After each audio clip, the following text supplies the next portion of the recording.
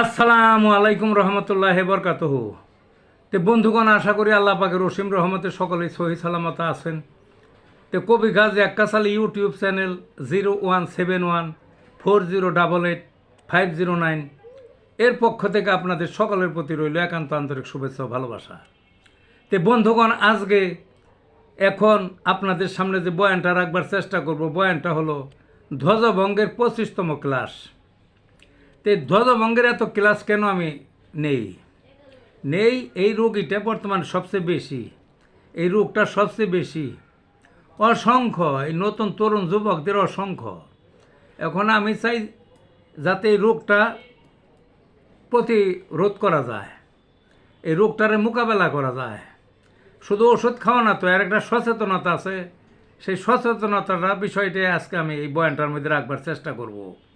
সচেতনতাটা কি? সচেতনতাটা হলো এখন ওই যে হাতে হাতে যে মোবাইল আছে না, দেখবেন এই তরুণ ছেলেপেলেদের বাপের আছে না, না আছে, বাপের হয়তো টাচ মোবাইল নাই, কিন্তু ছেলেপেলেদের হাতে থাকতে হয়, জোর করে নেয়, তাগিদ দিয়ে নেয়, না দিলে পরে বিপদ ঘটাবে। হাতে হাতে সবারই এই ছেলেপেলেদের যে কোনো বয়স ওই হ্যান্ড মোবাইল মানে ওই যে ওই স্মার্ট যেটা।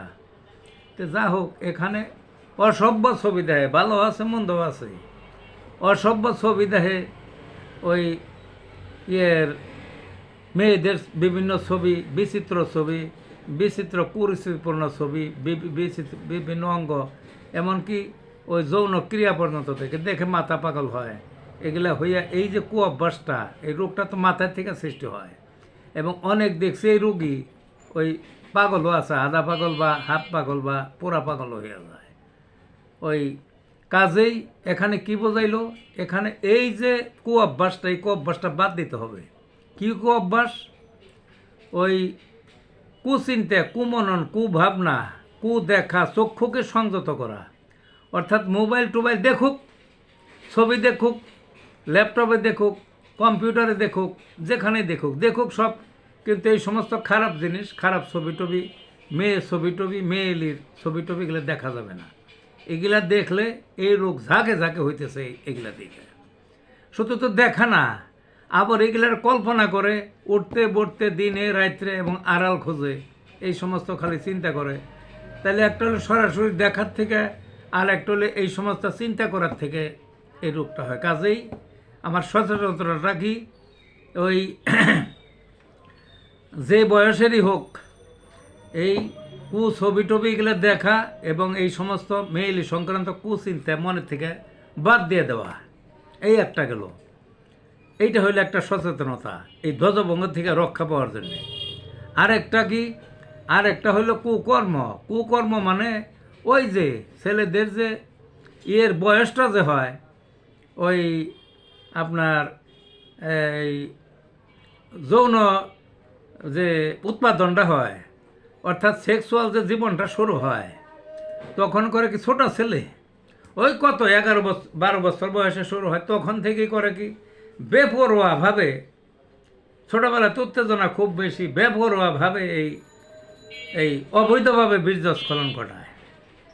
যেভাবেই হোক, এই যে অবৈধভাবে ঘটায়, এতে পরিণাম যে কত ভয়ানক এটা বোঝার মতো না। এটা অসংখ্য আমার কাছে রুগী আসে, মোবাইল করে আসে, কাছের রুগী আসে, বিভিন্ন জেলা থেকে আসে, বিদেশ থেকে মোবাইল করে।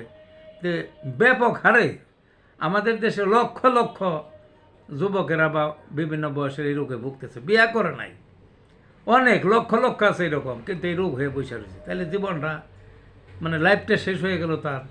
কাজেই অবৈধভাবে বীর্যস্খলন ঘটানো যাবে না।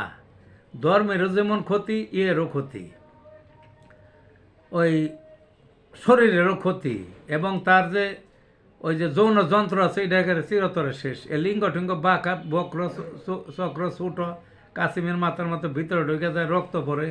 তারপরে এই রোগ এক সময় দেখা যায় আপনার এই যে অন্ডকোষ আছে, অন্ডকোষ নষ্ট হয়ে যায়, একের পুরাপুরি ধ্বজভঙ্গ। পরে পরিত্রাণ আর পাওয়া যায় না, বুঝলেন না? পরে বহুত দিন ওষুধ খাইতে হয়। কাজেই আমার যে আজকের যে সচেতনতার যে এই ভিডিওটা, এটা হলো প্রথমে দুইটা কথা বললাম, আর পরেরটা কি বললাম, যে অবৈধভাবে বীর্যস্খলন ঘটানো যাবে না। এর সোজা সাপটা কথা, না হইলে মৃত্যু ফাঁদ পেতে রাখছে। ওই 100 বছরের বেশি হইল বইটার বয়স। ও বইটার নাম হইল ভারতের একটা বই, হোমিওপ্যাথিকের ম্যাটেরিয়া রোগ পরিচয়। ওই লেখকটার নাম আমার এই মুহূর্তে তো মনে আসতেছে না, ঠিক উনি নরেন্দ্র বন্দ্যোপাধ্যায়। নরেন্দ্র বন্দ্যোপাধ্যায়ের ওষুধ পরিচয়, রোগ পরিচয় না। ওই বিখ্যাত একজন হোমিওপ্যাথ ডাক্তার ছিলেন ভারতে, নরেন্দ্র বন্দ্যোপাধ্যায়ের ওই ওষুধ পরিচয় বইটার মধ্যে এক জায়গায় লেখা আছে যে পাপ করলে প্রায়শ্চিত্ত ভোগ করতেই হবে। এইটাই হইল সেই পাপ উনি বুঝাইছেন। কাজেই সচেতন থাকতে হবে। কি কি সচেতন আবার একটু রিপিট করি।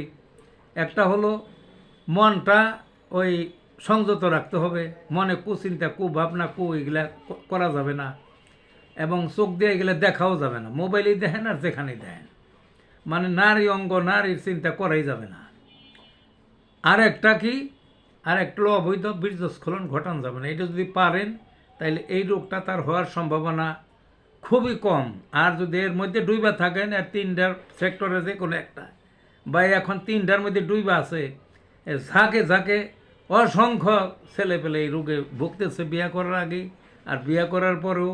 আর ওই সময় যদি নাও হয়, পরে এক সময় এই রোগ দেখা দিবেই দিবে। তে বন্ধুগণ, ভালো থাকুন।